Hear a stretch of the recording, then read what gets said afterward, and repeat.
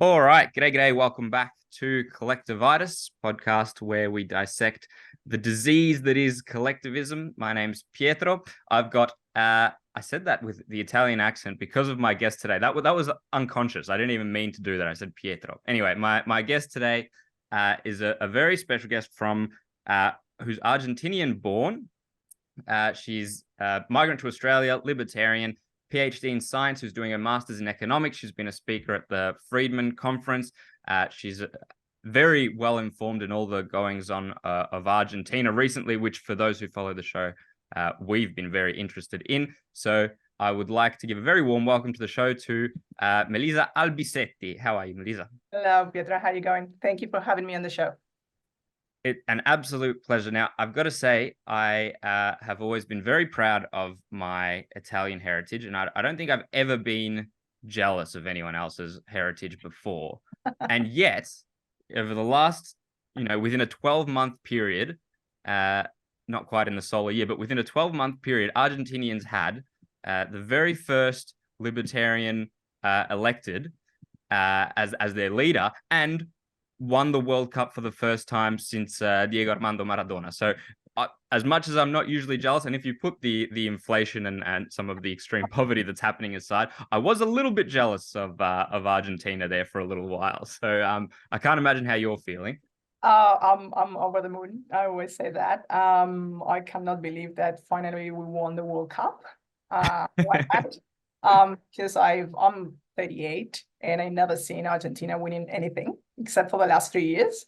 So when the last time Argentina won the World Cup, I was probably 1 year old. So yeah, definitely. And libertarians never win anything. So that's as remarkable. Correct. So absolutely. And then we got the first libertarian president or like world leader on earth. So that's staggering. So yeah, I'm this is the first time I'm going to say that. I'm very proud to be Argentine. Well, that's fantastic. I wish there was a bit of Argentinian in me right now, so I could be. But we're all kind of living vicariously through Argentina now because we're all, we want to see it's the great experiment. How will Milei do? Will Milei actually make Argentina into the libertarian paradise that we all hope he does? Now we'll get into all of that in a moment. I'm getting excited and ahead of myself. Let's start with you. So usually I ask my guests how they first found libertarianism, how they got into the philosophy, because generally people don't start as libertarians. The status quo is something very different. So usually there's a story of a journey. And I think it's often very telling as to if we find the way other people got into it, it kind of gives us a clue as to how we might introduce it to people who haven't yet encountered the ideas. So I think we should also extend how did your journey to Australia come about? I think all of that's probably relevant. So if you don't mind, what's your origin story? So my origin story with libertarianism probably started like in 2015, 2014, 2015. I knew that what I really wanted is not what was happening in Argentina, but I didn't have the clue. Like I wanted freedom, but I didn't know much about that. And to be honest, well, I studied science in Argentina, specifically geography. And as you might know, also specifically in Latin America, but also in Argentina, it's every time you go to uni, it's like the status quo, it's very left wing. So if you are not left wing, if you don't read left wing authors, you won't pass. So it's like indoctrination machine. So you are not exposed to libertarianism or liberalism, except for a few probably careers like economics. They might give you some, authors like Adam Smith or Milton Friedman, but just a tiny bit. It just, we'll see that, and that's fine. Don't follow these ideas, just follow Keynes. And yeah, that's what happened. So it didn't happen in my case. Everything was very left-wing. And I have to say that I discovered libertarianism thanks to the market. Believe it or not, thanks to YouTube. That's why I think influencers play a very, very important role in this game. So I don't know if you know Gloria Alvarez. Gloria Alvarez is an extraordinary political scientist. She comes from Guatemala, and she was the pioneer of libertarianism, at least not libertarianism, but the spread of the libertarian ideas around Latin America.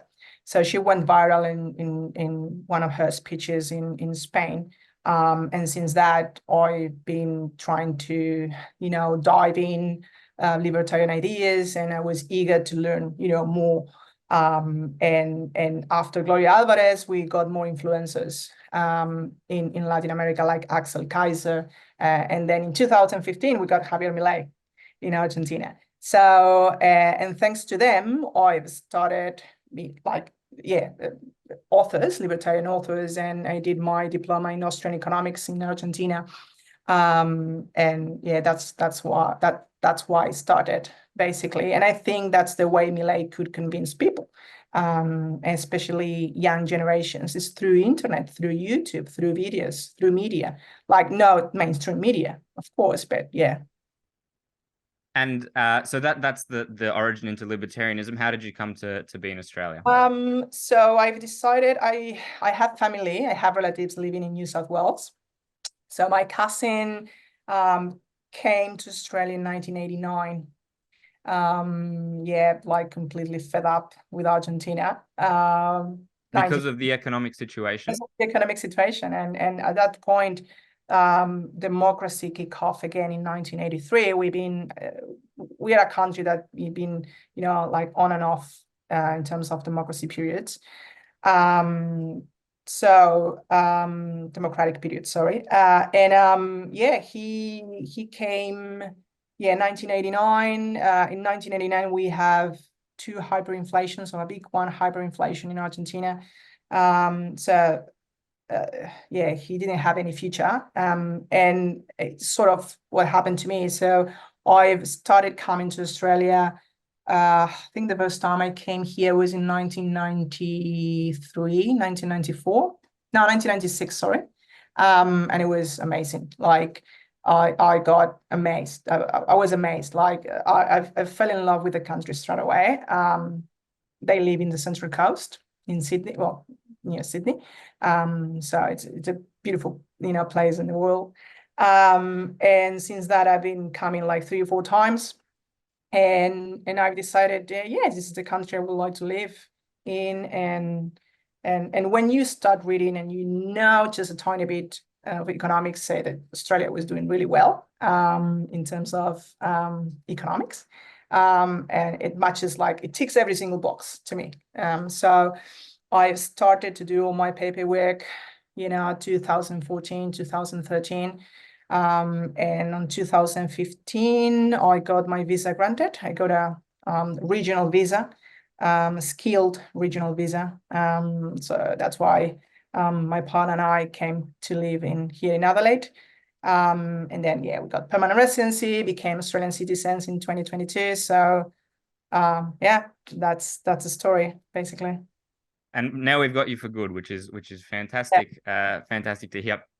Now, as a libertarian, as an Argentinian, and someone who not only is a libertarian, but lives within the libertarian world here in Australia, talks to lots of the people who have our same views, I'm 100% certain that you are absolutely sick to death of having people ask you, what are your thoughts on Javier Milei? Because I can imagine that's the start to, if not every 95% of the conversations with you, they want to know. So, and in saying that, that is exactly also what I'm going to do. So if you don't mind. So your thoughts on Milei, but also I think you'd have a much better insight into what was the kind of the rise of Milei like, because we've all started hearing about him in the last year or two at most for most people, but he's been a pretty prominent figure for a little while before that. So what was that like? Kind of how was your experience of viewing that like? Well, for those who probably at this point, I don't think no one probably, everyone know who Javier Milei is, but for many, probably the audience who don't know what Milei is, it's we need to understand that he's an economist, who gained popularity for his ultra-liberal anarcho-capitalist positions in Argentina. So he studied economics at the University of Belgrano in Buenos Aires. He worked in the private sector for many years. But the key point was in 2014, and he published a book called Political Economy Against the Clock. And so which talk about Argentina's fiscal problem and how to solve it. So discovered that the Austrian School of Economics in 2014, 2015, and became fascinated by it. So his angry speeches and criticism of the Kirchnerism, which is Peronism, government, and Macri's management gained him a lot of followers, especially among young people. So in that regards, he started to be invited between 2014 and 15 onwards to TV shows. And he started gaining popularity because he was very straightforward. He was very honest. And he was he's a really radical guy. I mean, he's like outspoken. If he has to insult you, he will do it straight away. Yeah, he goes over the top sometimes. But he is a professor and he's a great communicator. He communicates really, really well. So at that point, it was really interesting how he not only talked about economics, it's just about philosophy. Like dismantling, for example, the concept of social justice. I'm assuming you have seen videos about that, like he talking about social justice, and it's justice, is robbery, and the way he explains that is what probably made people waking up and say, oh, hang on, this guy's right. And at that point, that's why I really value about him, from him, is the fact that Argentina was always a very left-wing country. It's a mix of, it is weird because it's a mix of fascism and socialism, which is, poles connect each other. Fascism is socialism too, kind of, in a different sort of way. It's like government intervention all the time. So, and the mindset of Argentinians is also, yeah, government has to rule my life. I belong to government. People were afraid of freedom in Argentina. So the way he communicates, the way he speaks, the way he transmits the ideas make people understand the values of liberty. But also, it was coherent. What was happening in Argentina, like Argentinians were completely fed up of the political and economic situation. Like they try everything. Like, to be honest, Argentina is a country that has tried every political policy, I don't know, in the world. Except libertarianism. Correct. So at that point, they said, well, we lost everything, correct? There's nothing to, we were going to lose. So, and I think, yeah, that was a perfect combination. And that's why he became president. That's what I think. Yeah, my read is that how I view libertarianism is kind of, and in politics, is that usually like a sort of there might be a 5 to 10% of people who understand the philosophy and understand why the central bank is a problem and why social justice is a problem and why socialism is actually far more embedded into the system than it seems. And to win an actual election, you kind of have to reach a broader section of society to get that majority. And those people don't necessarily need to understand the nuts and bolts. And most of them probably aren't interested enough to look into all of that stuff. That's kind of my read on how, for example, Australia might have some libertarian members elected, or how the US might have some libertarian members elected. Do you think the people of Argentina, because Milei is able to communicate simply, And clearly, do you think that there is a large part of the majority that he ended up winning that understand, like, not completely, but a vast majority of the points? Or is it still that sort of 5 to 10% that are really clued in and understand why libertarianism is the solution, and the rest is kind of a populist wave that is trying the new thing? Well, the election was divided in three political parties in Argentina. So you got the Peronism, and then the other opposition party, which was called Together for Change, and now the Libertad Avanza, which is Freedom Advances, Javier Milei's party. So Milei only got 30% in the first round, which is, it never moves from that. Like he got 30% in the primaries, 30% in the main election. So what I think is, yes, definitely that 30% won him to win the election. And the vote but might be divided. Yeah, probably you will have, I cannot tell you the percentage, if it's 5, 10, 25, 30. Mostly they voted because of his ideas, and probably the other half, quarter or whatever, voted him because they were completely fed up with politics, and they wanted an outsider, and they wanted, someone to basically kick the political, field, political board, like, bang, we are fed up with this situation. This give power to this guy. Now, when he won the election, like the second round, what we call ballotage, he got 56%.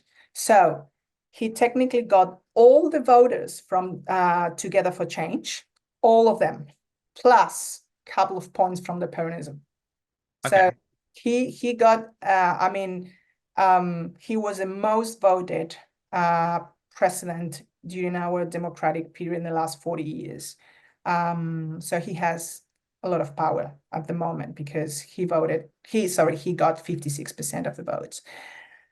I think that's my view. So yeah, the rest, those 20, the extra 24, they didn't vote for him, but they say we are fed up with Peronism anyway. So okay, let's do this. And I think why he got all that votes is because Milei and Together for Change made kind of a deal.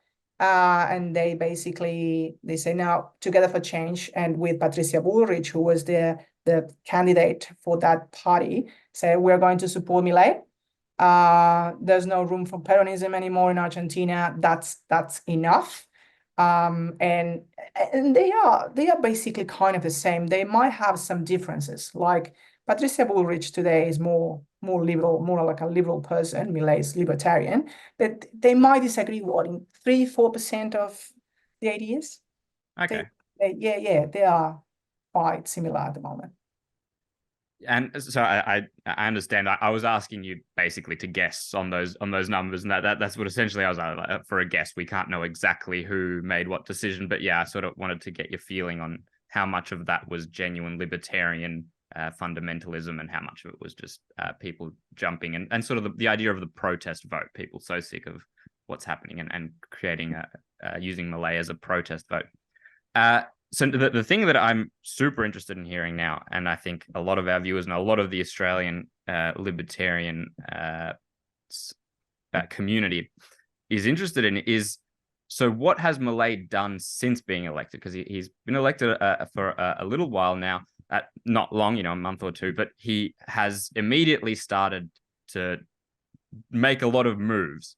And I'm curious to hear what some of those are and what your thoughts are on whether they are in the right direction, whether they're big changes, whether they're little changes, and how the Argentinian people might react to those.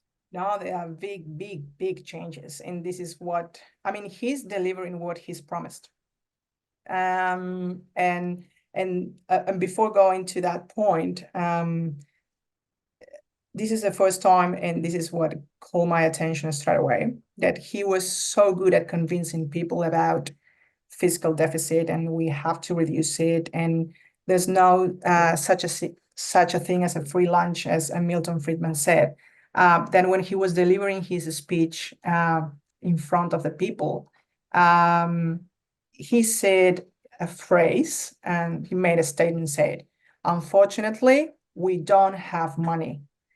And at that precise time, his followers, I mean, the people who gather in that in Plaza Congreso, which is the square that is in front of the Congress, they say, "Okay, chainsaw, chainsaw, chainsaw." I I was like, I cannot believe what I'm listening, because to understand that is like, I don't know, any Muslim country that had elected a Catholic president, something like that. It's crazy, like Yeah. staggering. So he was really, really, yeah, he basically is delivering what he promised. So during his first week of in government, so he made some reductions. So ministries were from 18 to 9, secretariats from 106 to 54, subsecretariats from 182 to 140. So the number of government officials were reduced by 34%. So he reviewed the state of contracts initiated, like no more official advertising contracts for 1 year, no renewal of state employment contracts with less than 1 year validity, review of contracts with universities, review of contracts within the state workforce, minimization of discretionary transfers. So national government will not, bind on new public works projects. Cancellation of all approved but not, I think, yet started public works projects. Reduction in energy and transportation subsidies.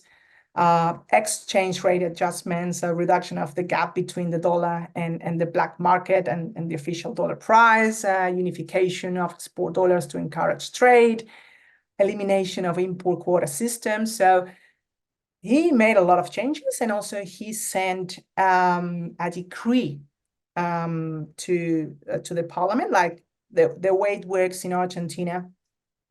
So the president can create a decree, and it will be basically on unless the Congress repeal that, basically, or do not pass that decree. So, but if one of the chambers approve it, that's it. And either one, just one needs to approve just it. one, yeah. And that's a political move that the previous government did, the Peronist, because they wanted to basically govern by decree instead of, shut up, Congress, shut up, I don't like you, because they were very authoritarian. Now, it is allowed in our constitution, though. It's not unconstitutional. It's allowed. Probably it's not a good form, but it's allowed. It's legal. So at the moment, yeah, I think he's sent 160, repeal 160 laws with that decree. 160 laws. And he, like, for example, rental law, that's one. Supply law, we can go through it if you want. The shelf, what we call market shelf law. So what are some of these laws? What do they do? What are the... Well, rental laws, so repeal to enable the supply of rental housing to increase, again. So the law established a minimum term of housing lease contract of years, making it impossible, that was the previous law, to agree on the rental contract in dollars, for example. It only authorized updating the rent according to inflation every 6 months. And potentially, eating up a semester of a very high inflation and dilution of the real value of the rental income. So it was a mess. So what happened is it was a constraint in the market. No one wanted to basically offer their properties, and it was a law that was in Parliament, like in the Congress, for 3 years, and I was going to say a bad word, sorry, I just tried to. And the incompetent politicians couldn't figure it out how to solve the problem. Like, repeal the law, mate. Repeal it. Like, that's it. It's not working. For 3 years, they caused that problem in the market. Yeah. So when he came into power, he said, repeal, repeal, repeal. The other one, which is a very, very stupid law, was we call the shelf supermarket law. And it is, you to blow your mind what I'm going to say right now. But so that law so it was repealed to stop the state from meddling in the decisions of Argentine merchants. So the law forced supermarkets to ensure that no brand took up more than 30% of the space of the same shelf, which only increased the operating cost of supermarkets and therefore ended up making the same products more expensive. Yeah.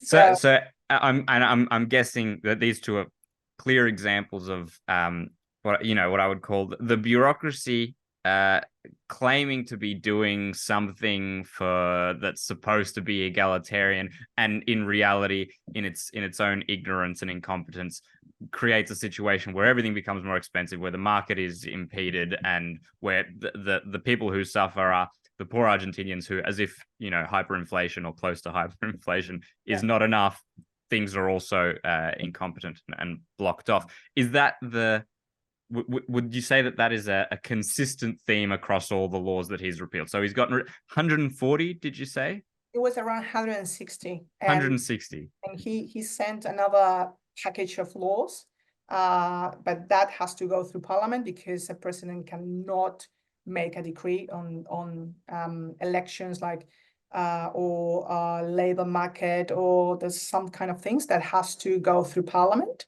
And it's what we call the omnibus law. And it's hopefully it can pass because it will change Argentina for good. But some of those laws were completely reckless and stupid, like national purchase law, for example. So repealed to end the protectionist and nationalist law that forced a public administration to give priority to Argentine companies when it came to being suppliers to the Argentine public administration. What it made that is, okay, I'm Argentinian, I'm an Argentinian company, I will charge you for this bottle, $150. Yeah, okay, I'll buy it. But we can buy this in China for $1. It doesn't care because there is a law that you must buy my product. So it was reckless. It's just because it's Argentinian. Funded by taxpayers' money. Sure. And again, this is what's shocking sometimes, is that and I'm sure we've all come to this revelation again and again, but this idea that when it comes to policy and there's these experts and supposed economists who can have such a little understanding of the consequences of meddling with the market in such a way, like that is a predictable outcome of creating that law. It's an outcome that I think a fourth grader could understand if they had read a little bit of Austrian economics or something along those lines. Yeah. And yet the people in the highest positions of power can make those errors, and you see it. Perhaps that's to an extreme scale and a law that covers a lot more, but you see it all the time in all sorts of minute things, even here in Australia, that these sort of anti-competitive laws that show a deep misunderstanding of how market forces work. So you mentioned that there, for some laws, Milei can't just issue decrees. He has to go through the parliament. So my question, I suppose, is he's won in a somewhat of a landslide to get the presidency, but I don't believe that the La Libertad Avanza and potentially any allies, do they have a majority in the houses so that they should be able to pass many of these laws, or are they likely to be blocked, or is he going to have a difficult time? That's a good question. So he doesn't have a majority with La Libertad Avanza. So that's why he's coming from being very radical with a chainsaw and now becoming more pragmatic because he needs to make those alliances in Congress. So Together for Change is technically the opposition or one part of the opposition. Now, so sorry, is Together for Change like center-right? Is that it is a good question. No one knows, and I will tell you why. Because when they won the elections in 2014, they basically, there was alliance against the Peronists. Now that alliance, it was an alliance based on left-wing people, center-right people.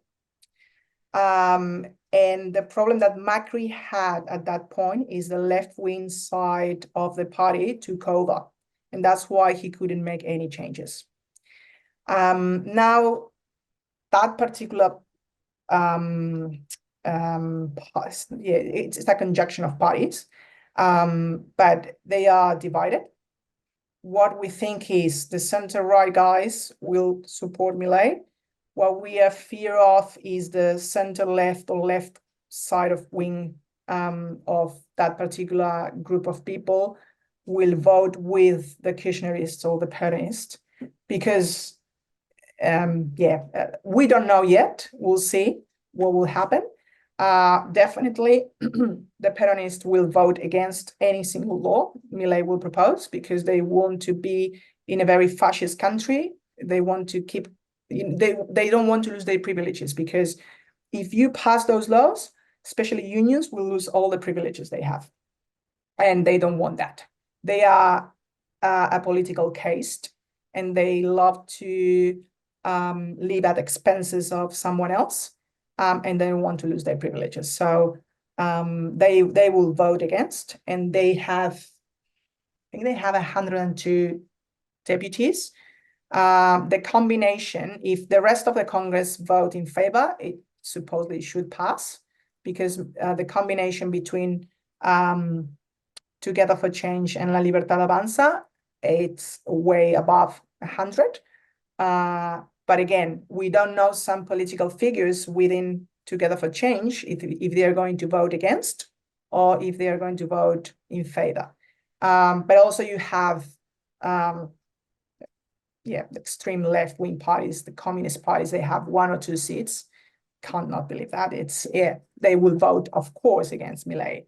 And some other groups, Peronist groups, that they don't belong to the Kirchnerism, but still Peronism, but they think they are more moderate and say, okay, now we need to support these changes. So now they are playing the political game. Like they have to be pragmatic. They have to convince them that this is good for the country, and we'll see what's going to happen.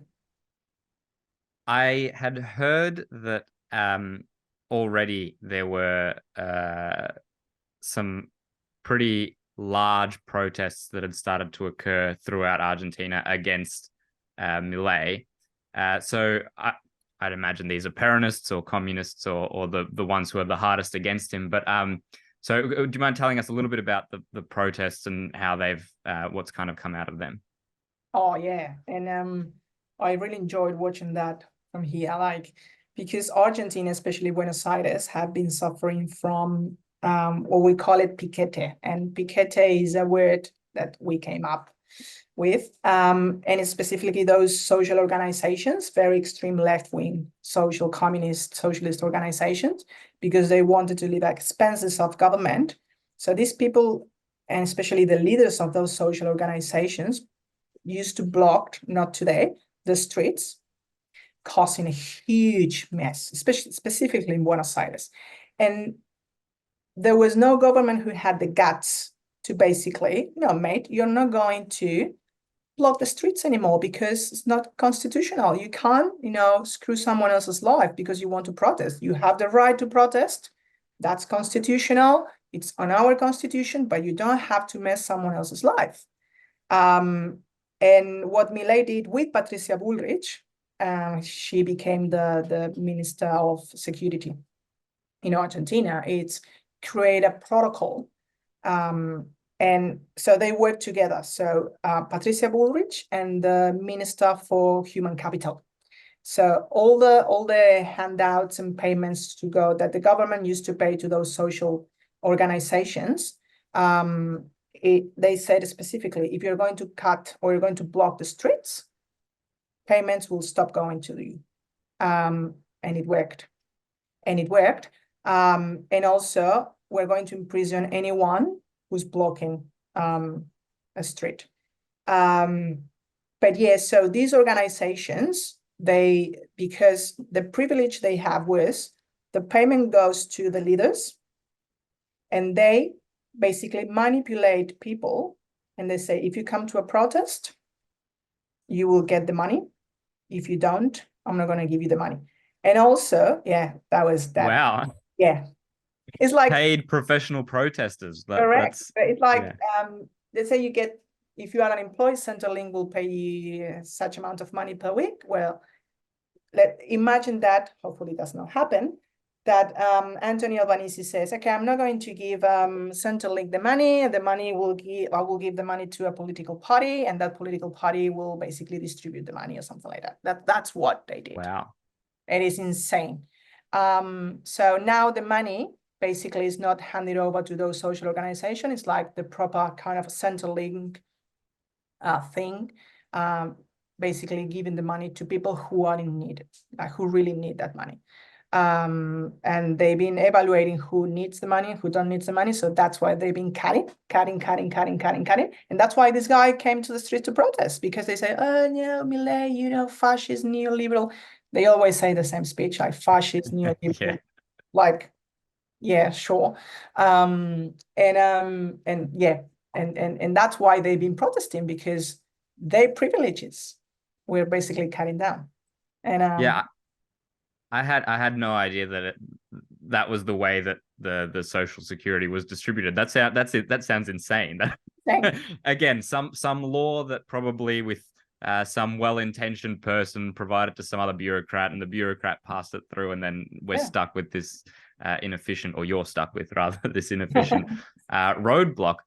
I thought I had, because I've heard a few libertarians here in Australia, because of obviously the past sort of 3 years that we had with all the protests that we had here in Australia, the biggest protests that many sort of libertarian-minded people have been involved with, and how vital we saw that right to protest, and how lots of people were telling us that we didn't have the right to protest because we were blocking the streets as well, and all these kind of ideas, and how potentially what Milei is doing is an authoritarian move. And I couldn't help but sort of think of the fact that, so Rothbard, I'm a big fan of Rothbard, and he posits this exact this dilemma, which is a problem that the state has, which is, how can you have public property when both, because if you have the existence of public property like roads, streets, etc., somehow in our heads we are supposed to simultaneously assign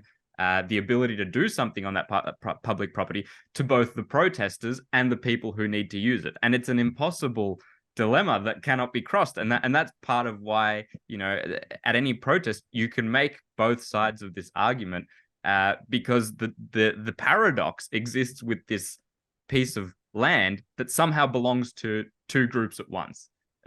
How are you meant to sort anything out with that? I think if you think about, and about liberal values, I think the most important thing is that you cannot screw someone else's life. So you do with your life whatever you like, with your life, with your freedom, and with your property. You do whatever you like, unless you hurt a third party. And I think that's the main case. Like, you have the right to protest. And I know what happened in Australia during COVID was insane too. Like, and I totally understand why, especially people in Melbourne went to streets, because it was insane. It was mad. It was mad, completely mad, out of touch. But at that point you say, okay, everyone was locked up. So if you go and protest and you go, into the streets and block the streets or whatever, there was no one circulating at that point. It was kind of a different, but if you take that, not that particular example, but let's say there's no COVID and you want to protest and you want to, use that public land, I think as long as you don't hurt someone else, which is the fundamentalism of libertarianism and liberalism, you have the right to do that. But yeah, you can organize a protest. You don't have to block a street. You can go into parliament and sit there and protest. You can be loud and there's many ways of protesting, I think. Yeah, that's what I think. Yeah, I think it's an interesting question, because the line becomes so blurred when so much of, you know, land, territory, property is in this gray area of hey, it belongs to both us and we need to be able to use it, and you need to. I think, you know, Rothbard comes to the conclusion that everything should be private property, and then these disputes are very simple to work out. If the land's mine, you can't protest on it, etc.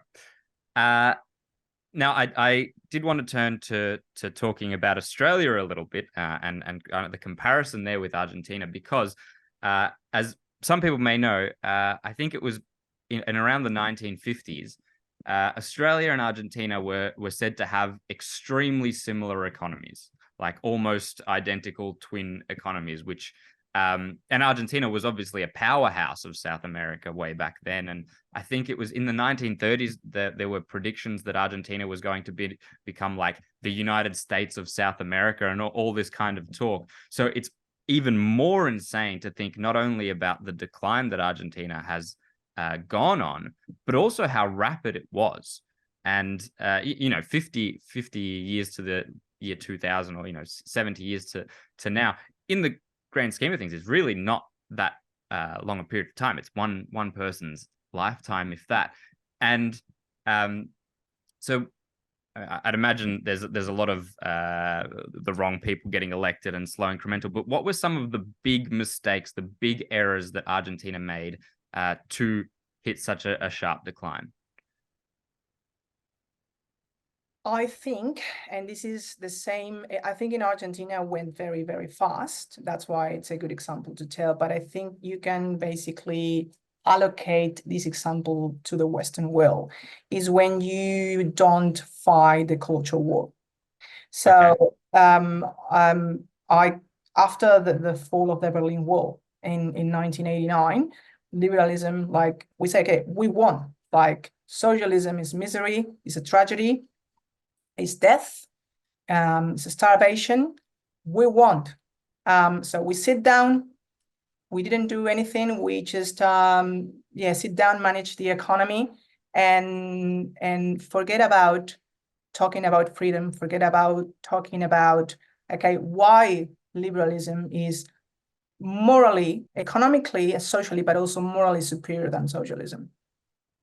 And socialism emerged from the rubble, shook off the dust, and started to took advantage, and started to basically take over the political, play field. And we didn't do anything about it. We just let them talk. And when you let someone talk, which is fine, and the problem is when you keep silent, they started to gain power again. They convince people that because they are very intelligent, they are chameleonic. If believe it or not, Pietro, it's like they killed more than 150 million human beings. They killed deliberately more than 150 million human beings. And if you tell that to a young guy, say, that's okay. No.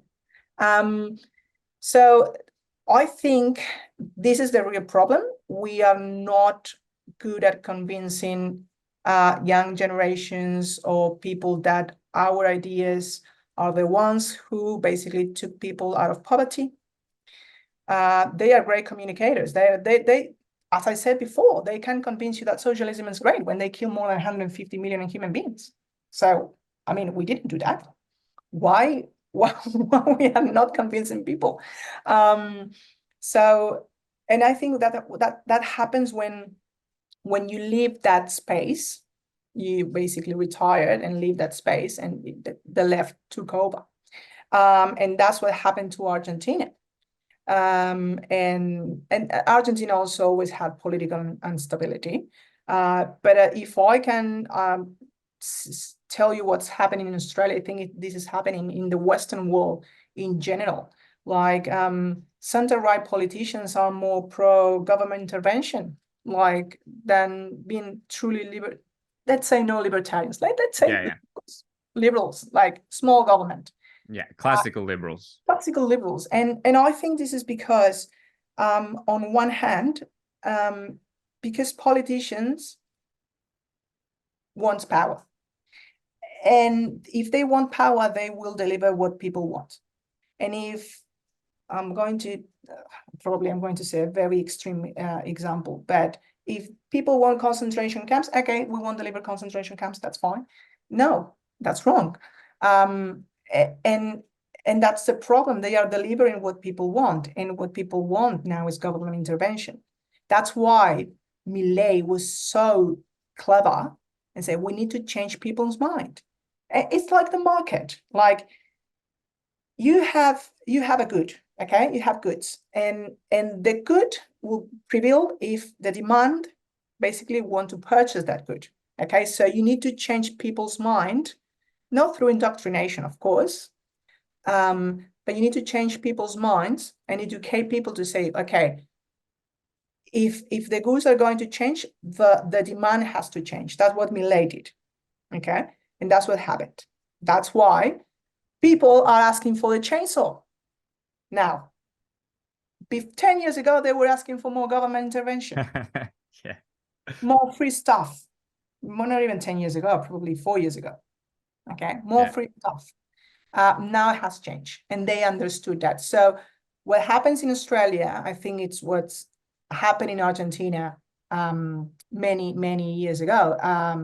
And the only way, I think the only way out, and that's why I really admire people like you who are willing to, you know, work on those streamings and being exposed, and it's really valuable to spread that message, and that's why it started in Argentina. I agree with you completely about the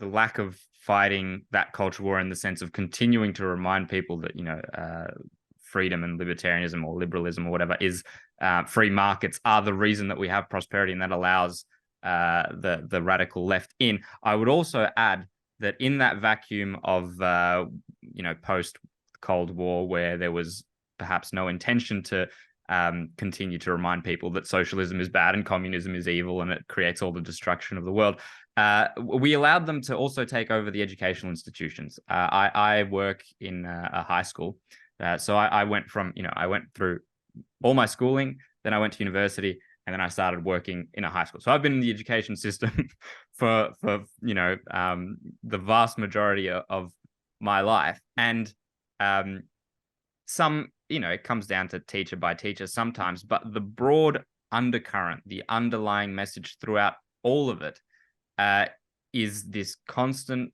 flow of yes, they might make some mistakes and politicians aren't perfect and all of this, but the government is good and solutions to problems should come from the government.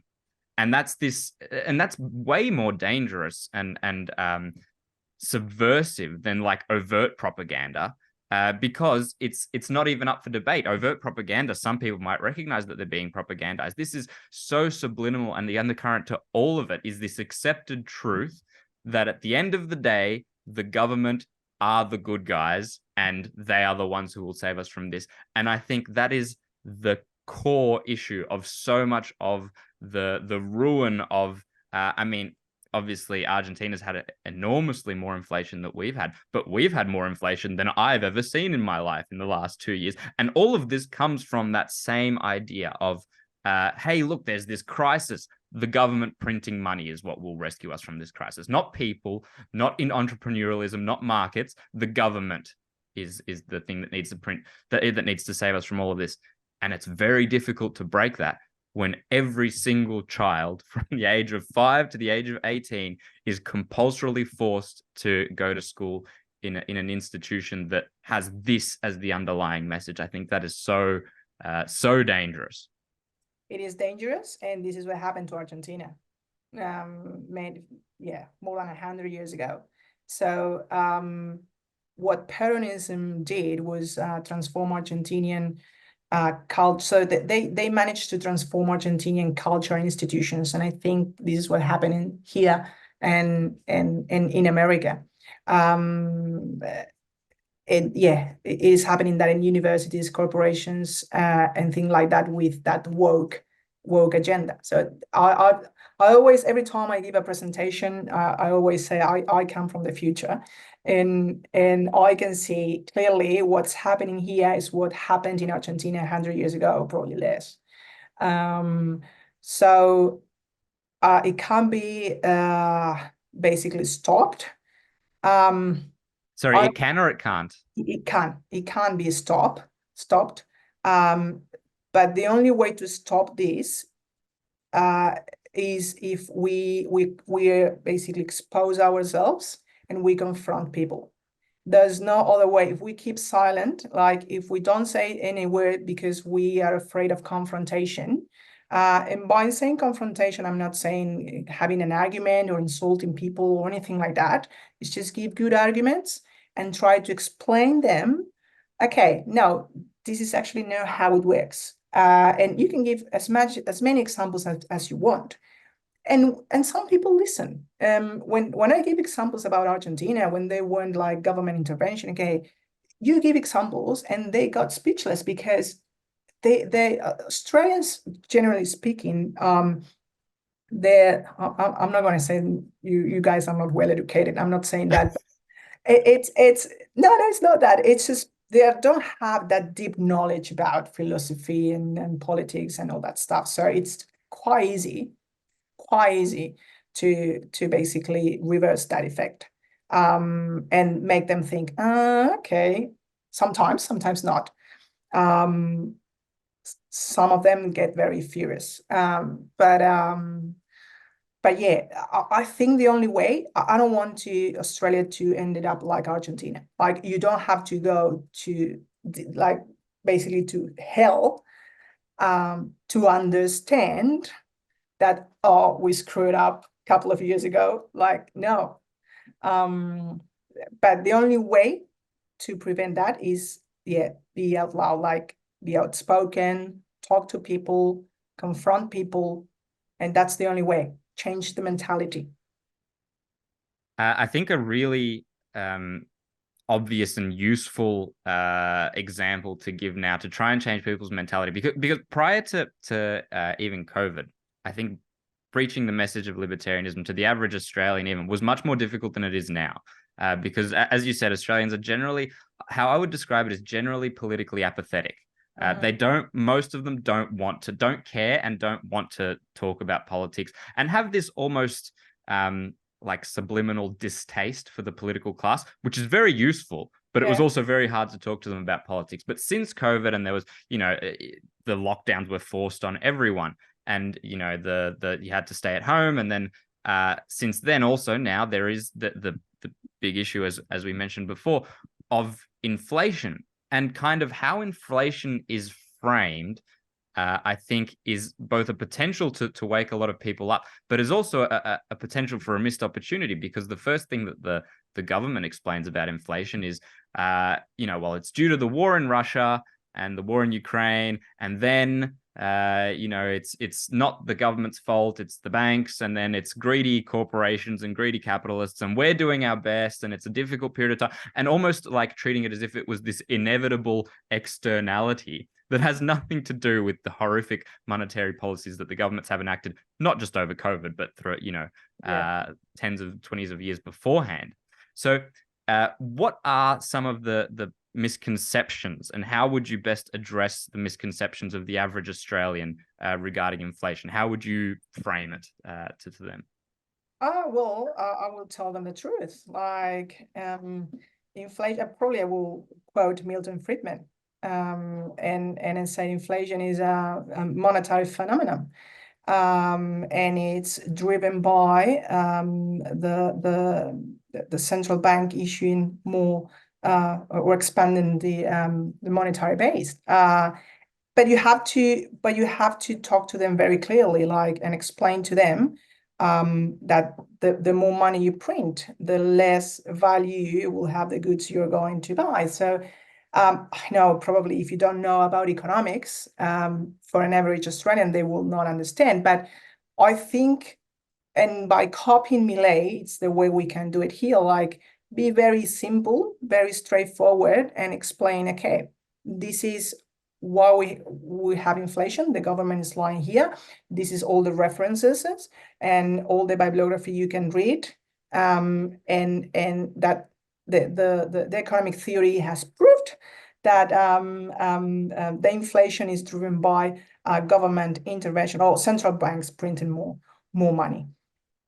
There are exceptions, and one, it's the Federal Reserve, of course, and they can print all the money they want. They got inflation, okay, America got inflation, but because, especially in Latin America, but because the American dollar is wanted, the people are absorbing those notes, and that's why it's not causing inflation. But that's a particular case.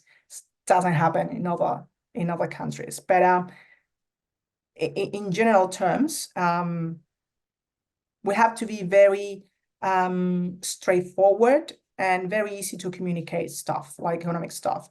There are plenty of good videos about economics from Prager University, and America does a very good job in that sense, like American think tanks. And so it's probably sharing that content, talking about inflation, talking about that the government is lying actually, and the rule of the cause of inflation is the Reserve Bank of Australia printing more money. I think, yeah, that's what I would do. That's what I do all the time, and try to educate people in that sense.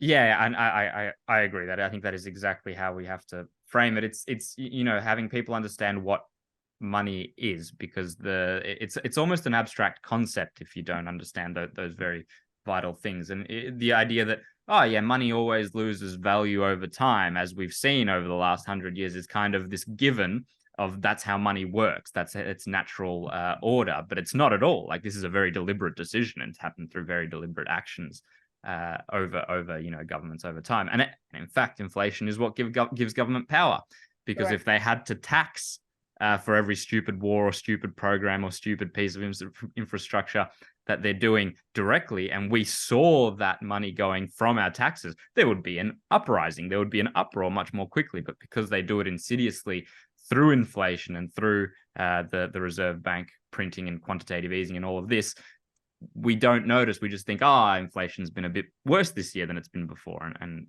they managed to get away with it that way. That's correct. And you can also say, okay, why Australia has 5% or 6% or 7% and Switzerland has 2%. Like, that's what Milei always did, like put that in front. Okay, tell me, because everyone is suffering the war at the same time. So why this country has 2% and you, Australia, has 7%? Just tell me. And they will go like, oh, I don't know. Well, and then once you show them the data, then you can explain. Yeah. Unfortunately, I still think that during COVID, we had, two states that were right next to each other with completely different rules. And even just that message there of how come we have this rule and they have that rule, even that was difficult to get some people to agree. So I don't know, we can try that message, but there's some people which are very difficult to reach. I think even that is difficult to broach. But we don't need everyone. We just need a majority so that we can elect someone like Milei. We are at the hour mark. Thank you so much for coming on. Is there any last message that you would like to leave our audience before you go? Well, thanks for watching. Appreciate your time. Appreciate people's time to watch this video, and just keep fighting. Keep being, out loud, outspoken. Keep confronting people. Don't give up. And try to spread the ideas of liberalism as much as we can. So we don't end up being Argentina unless we have a president like Milei. Yeah, if we do end up like Argentina, hopefully we get a Milei. It would suck if we turned into Argentina and then didn't get anyone like that. That would really be awful. All right. Thank you so much for watching. Those of you who did, if you don't already, follow us on Spotify, Instagram, YouTube, and Twitter. We'll leave it there for today. Thank you so much for listening, and thanks for coming on, Melisa. See you later. Yeah.